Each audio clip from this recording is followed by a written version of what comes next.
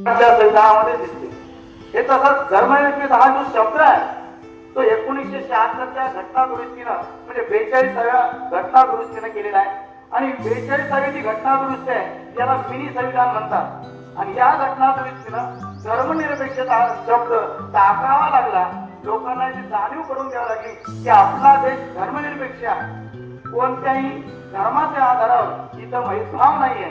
सगळे समानता आहे. प्रत्येकाला प्रत्येकाच्या धर्माचं अनुकरण करता येतं, परंतु कोणाच्या धर्मावर अतिरेक करता येत नाही. दुसऱ्याच्या धर्माचे दोष हे चर्चेला घेता येत नाही. प्रत्येकाला प्रत्येकाचा धर्म हा घरात वापरला पाहिजे. हा सामाजिक स्थितीवर जर आला तर वाद निर्माण होतात. म्हणून धर्मनिरपेक्ष ही वास्तवात नाही.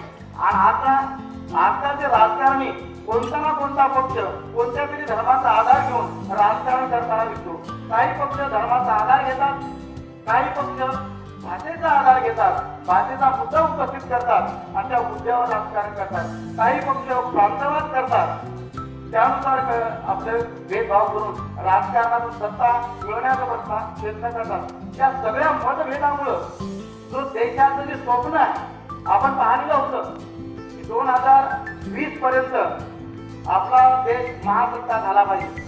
APJ अब्दुल कलाम यांचं ते स्वप्न होतं, परंतु ते स्वप्न प्रत्यक्षात आलं नाही. कारण आपला देश कोणत्या ना कोणत्या मतभेदात वाटल्या गेलेला आहे. आणि या मतभेदामुळं जे वास्तविकता व्हायला पाहिजे ते झालेलं दिसत नाही. म्हणजे आपण कितीही धर्मनिरपेक्ष पुस्तकात जरी असलं, घटनेत जरी असलं, आचरणात नसल्यामुळं मोठ्या प्रमाणात समस्या निर्माण होतात आणि आपलं जे विकासाचं स्वप्न आहे ते पूर्ण होताना दिसत नाही. आणखीन आपल्या ज्या संविधानाची तिसरी बाजू आहे म्हणजे आपण विचार केला समाजवादी, धर्मनिरपेक्ष, लोकशाही. मला तिसरा प्रश्न म्हणतो लोकशाही आहे का, तर तिथेही उत्तर आपल्याला नाही असं देतं. कारण लोकशाही म्हणजे काय, लोकांनी लोकांसाठी लोकांकडून चालवलेलं शासन म्हणजे लोकशाही. परंतु लोकशाही कशा प्रकारे राबवली जाते, लोकांचे प्रतिनिधी कशा प्रकारे निवडले जातात, आजकाल जे उमेदवार आहेत ते कशा प्रकारचे असतात, गुंडगिरी प्रवृत्तीचे, पैशावाले, पैसे वाटणारे किंवा जातीवर मतदान करणारे मतदार बी आहे. याला मतदार बी दोषी आहे.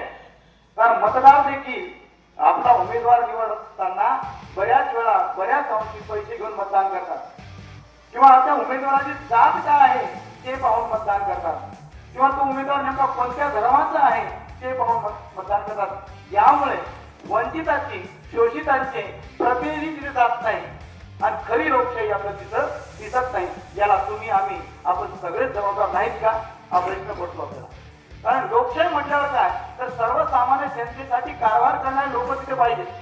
परंतु त्या ठिकाणी आपले जे प्रतिनिधी आहेत ते विशिष्ट घराण्याचे असू शकतात, विशिष्ट पद्धतीने निवडून गेलेले असतात, गुंड प्रवृत्तीचे असतात. या सगळ्या समस्यामुळं आपल्या लोकशाहीवर देखील प्रश्नचिन्ह उपस्थित होताना दिसतं. म्हणजे आपला जो मेन ढाचा आहे तो काय आहे, समाजवादी, धर्मनिरपेक्ष, लोकशाही, गणराज्य.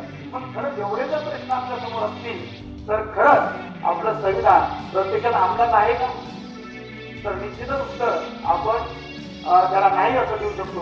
म्हणजे एका महिन्यापासून संविधानाचा जो अमृत महोत्सव आपण साजरा करतो, विविध सण आपल्याला माहित आहे, पण त्याची रियालिटी काय आहे.